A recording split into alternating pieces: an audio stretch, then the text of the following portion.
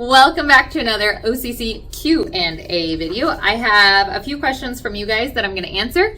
Remember, you guys can always ask questions down below. Also, make sure you are subscribed because this Saturday we are doing our OCC shoebox evangelism event, giving out shoeboxes to some of the kids in our neighborhood.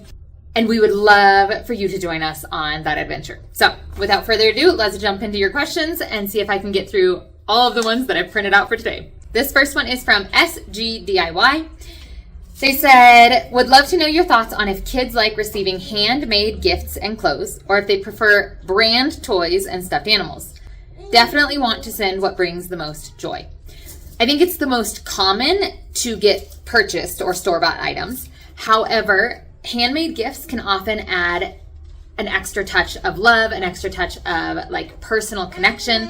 So I wouldn't fill a box with everything handmade. However, I have seen some beautiful handmade items come in that have blessed kids immensely. So yes, they enjoy the handmade gifts. They also enjoy store-bought items. I don't think a kid wants everything in their box to be handmade, but it is a very personal touch.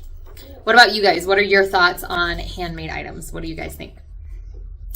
One more question from SGDIY. I'm wondering if the pop fidget toys and fidget spinners are things that kids would know what to do with or would like. To my understanding, these small toys are helpful with anxiety, but I feel like kids outside of America might not appreciate them. So fidget toys and fidget spinners are super common here. They are pretty easy to find out and about on the streets in small shops. However, they're not necessarily marketed for what they're marketed in the States. In the States, they're marketed as like a toy to help with anxiety, to help with ADHD, things like that. Here, it's just a toy. But yes, the kids know what they are and how to use them. Another question from them says, what about sending holiday-themed toys and items? We often hear that kids are not aware of the holidays, and so it doesn't matter. However, I've heard you speak about the kids celebrating Christmas, and I've heard you say that you were going to have an Easter celebration to give the boxes. So I'm just wondering if snowman and Christmas-themed items were in a box and you were to open them up in April, do the kids feel that's weird to receive snowflakes or snowmen in March or April? So it is interesting. You guys pack them as Operation Christmas Child, as Christmas shoeboxes, but we never mention Christmas to the kids. So that is an interesting, like, disconnect in the project. For us, the project is an evangelism event. The purpose is to share the gospel with the kids and bless them with a gift so that they have a tangible gift, a tangible representation of Jesus's love. However, we never mention that it's a Christmas gift. So when kids open it and they're like, there's Christmas items in here, they might think it's a little weird because we never mention Christmas to the kids when we give them the boxes. I don't know in other countries how they're trained or how they mention it, but I will say we don't mention Christmas. For us, it is not a Christmas shoebox. It's a tangible gift of God's love. And yeah, we typically give them somewhere between February and apparently April. This is the latest we've ever gotten them. But it's not Christmas time when the kids get the boxes, which is part of why we never mention them. What's interesting this year is because it's been so delayed, our evangelism parties for the first time ever are backing right up to Holy Week. Here in Columbia, Holy Week is a big thing. Kids are off school for the entire next week. From the 11th is their last day until after Easter. So they have an entire week off of school. So it's been also an interesting way that we've been able to invite more kids to share and express and be like, yeah, it's a party. It's a kickoff to the start of Holy Week. All the kids in the neighborhood are invited. We're going to have games. We're going to have songs. We're going to tell Bible stories. And so come on over, invite your friends. We'd love to see you on Saturday. So this year it has been interesting that we've been able to connect Easter with these shoeboxes, but even that's not the purpose. Like normally it's not connected to any holiday when we actually give out the boxes. It's just this year that's how it's happening. Okay. LA563 asked, I am currently watching you from here in Charlotte, North Carolina. Some of our boxes came from Charlotte, which is amazing. I enjoy your videos. Excited to pack my boxes and lots of filler this year. I would love to hear more about your missionary journey in future videos. Thanks for taking the time to produce and share content.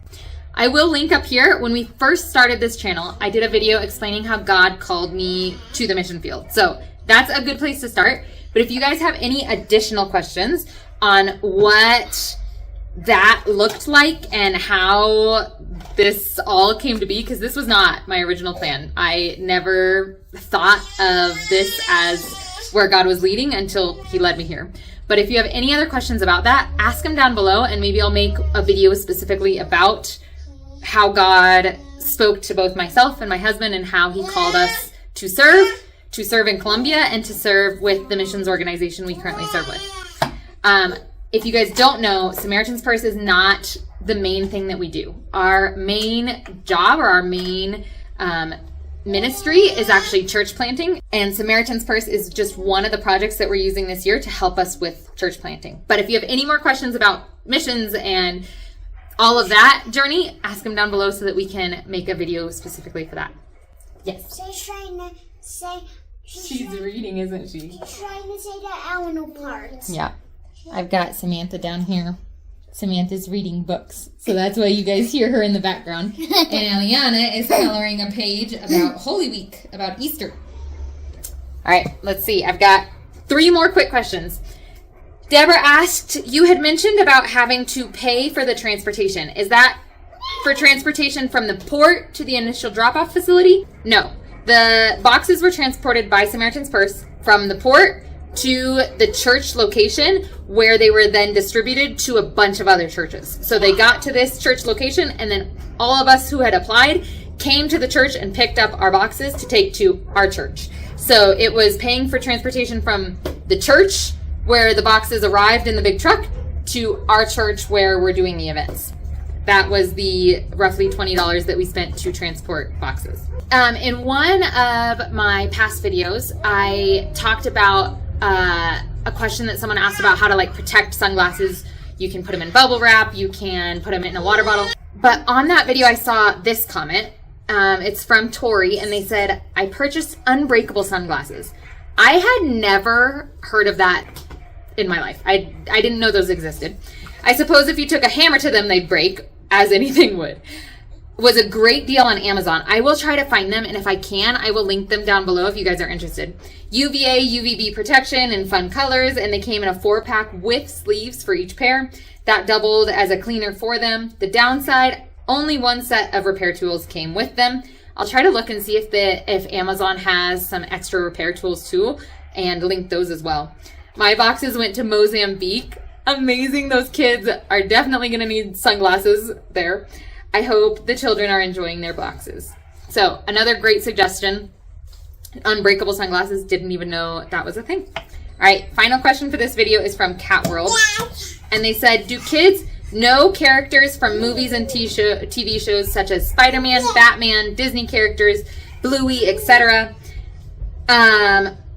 I watch many YouTube shoebox packing videos, and many do themed boxes and most things relating to characters. I just wonder if the kids receiving these know what the character is. They love the items no matter if they knew them or not, but I'm curious.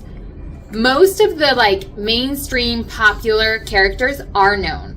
Oftentimes it takes a couple years for newer shows to get down. For instance, I don't see anything like Coco Melon out and about.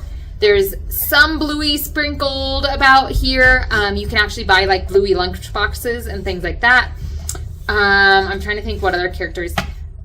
Ladybug Girl has come down. They actually have a Spanish version of a TV show on that one.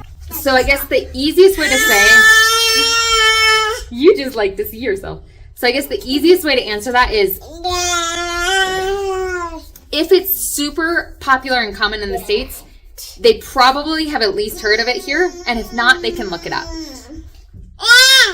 Yeah, can't they? All right, those are all of the questions I have for today. Samantha wants to share some answers too. And she wants to say hello. And she wants to say, I'm excited. Because Saturday we're going to give boxes to kids. All right, can you say bye-bye? Bye. Can you wave? Can you say bye-bye? Hello. I'll let you. Bye-bye. Eliana, do you want to say bye-bye? Bye. Bye. We will see you on the next video.